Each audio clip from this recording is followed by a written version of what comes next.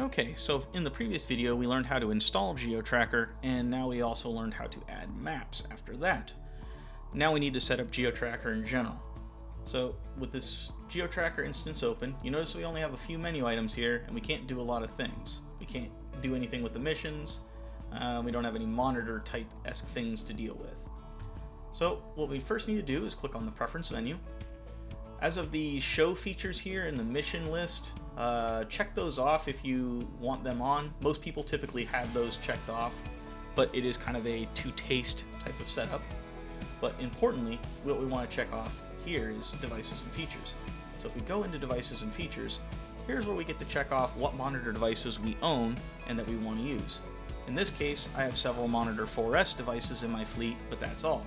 So I'm going to check off Monitor 4S. I don't have parking lot download or real-time tracking, so we can make those unchecked. And now we'll press OK. You'll get this message here to restart GeoTracker, which we will do. So press OK, close out of GeoTracker, and then open it back up. You'll notice now that our menu bar has more options. These are the options that we got by checking off that Monitor 4S box. Also note that if I were to go into missions, we have the ability now to import and export. What we first will need to do though, before we can do anything with our monitor SD cards or compact flash cards or USB thumb drives depending on the monitor type, is we need to put in some information into GeoTracker so that it will actually process stuff correctly. First thing we need to do is place a chemical in our list. So right here I'm going to go to chemicals. If I wanted to edit there were any existing, I'd click on edit, and that also gives me the ability to delete, but because I have no chemicals already loaded, it tells me I don't have any, so I have to go add one anyways. So let's go to chemicals and then add, and here we'll add a chemical that we can use. So I'm going to put in aqua resin, just because it's an easy one to use. The type is adulticide. The application rate, in this case we're going to use a kind of a mid-ish rate of 1.32 ounces per acre, which ultimately turns out being 8 ounces a minute at 10 miles an hour. However, if I didn't have the data sheet in front of me, or the label I should say, for the chemical, I can go in there and type in what I want for my ounces a minute at 10 miles an hour, and it should be able to figure it out. So for example, let's just say my target actually is 7 ounces a minute. Notice how when I typed in 7 at 10 miles an hour, the application rate automatically adjusted accordingly. So that's kind of how that works. But I'm going to set it to 8.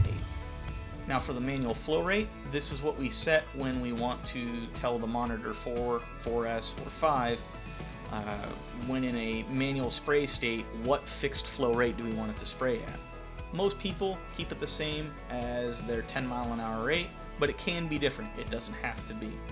But in this case, I will keep it the same. We'll make it 8. In here, active ingredients, you don't have to fill these out. You could actually stop right here and press OK, and everything will be fine. As a matter of fact, I'll do that now. But if we had the information in front of us from the label, we can also go in here and put in that information for active ingredients. So in the case of aqua resin, I know that the label says that there are the active ingredients of permethrin and PBO, and that they are both, in this case, 1.67 pounds per gallon. So I can put that in. I can also tell it the mixture ratio.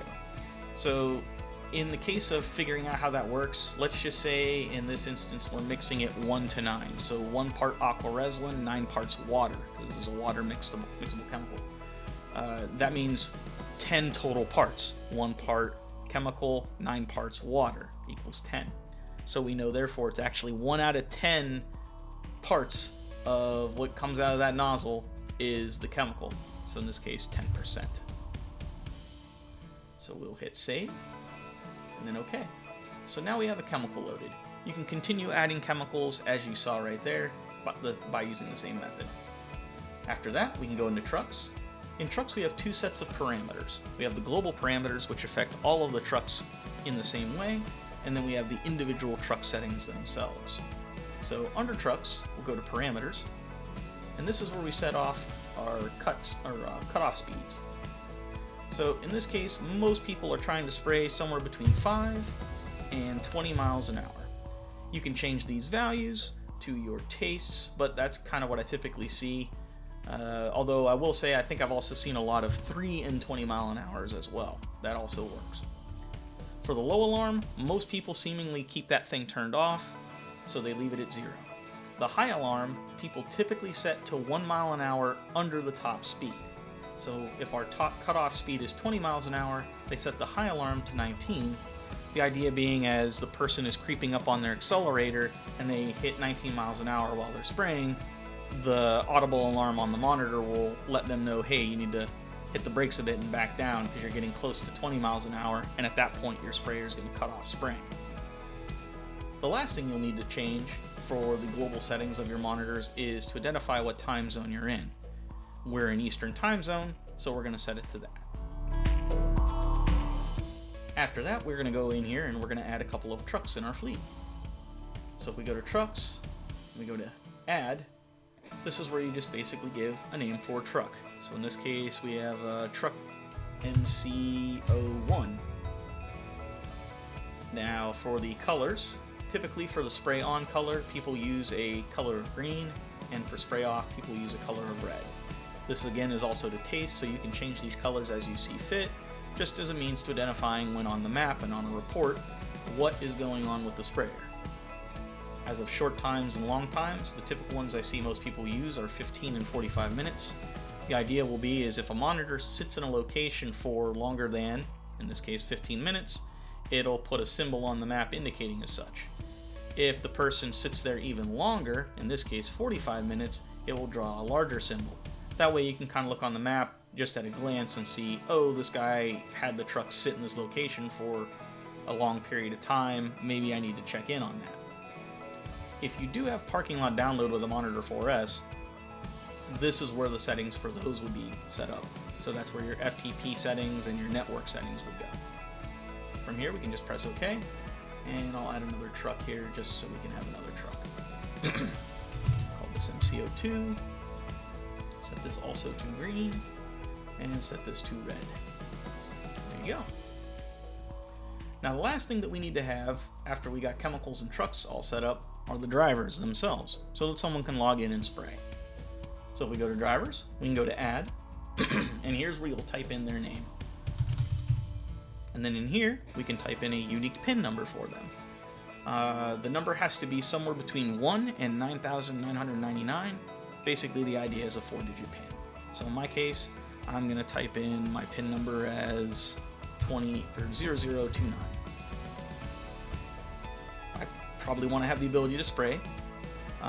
In the case of Monitor 4S and Monitor 5 and LT, the rest of the change parameters is irrelevant. This is something that was kept around for older things like the Monitor 4 and the GeoFlow. Well, I only have Monitor 4S's, so I can ignore that one. Calibration and manual flow, that is something we can use on the Monitor 4, 4S, and 5. Calibration is the ability to calibrate my pump. Not droplet testing, but actual pump calibration for the FMI. I'll want that ability. And manual flow is what we were mentioning earlier with the chemicals, having the ability in the cab of the truck to set the monitor to a fixed flow rate. So it'll spray at a different speed, it'll spray at the same speed regardless of what driving speed you're traveling. So if you're driving 10 miles an hour or 1,000,000 miles an hour, it's going to spray the same amount if you have the ability to spray in manual flow. Some places need this ability to spray in areas like cul-de-sacs or really slow travel areas like rice paddy fields. This is kind of one of those things that the Mosquito Control District sets what they want to do here. Some people are very strict about having manual flow, others not so much. So in this case, that's what we'll have. We'll press OK. We'll add one more driver here. We'll put in TJ. We'll set him to 0016. Give him the ability to spray, but give him no other privileges. And there we go. So from this point, we actually have the ability to make monitor missions with GeoTracker, because we have chemicals, trucks, and drivers. So all you have to do to do that is simply go to Mission, go to Export Monitor 4S, select the truck of the SD card that we have in place, whether it be MC1 or MC2, which is what we created. Select the drive letter for your SD card drive. Now right now that's incorrect. my SD card drive is drive letter F. So we'll set that to F. And that appears to be the same rates we typed in for Aqua Reslin, so that's all correct. And then we'll press OK. Mission exported successfully to drive F. Now from this point on, we should have the ability to take the Monitor 4S card out of our computer, put it into the Monitor 4S, and have that driver spray that night, and everything should be good. So let me know if this helps. If you have any questions, don't be afraid to call the ADAPCO service team at 855-782-3378, and we'll go from there. Thanks.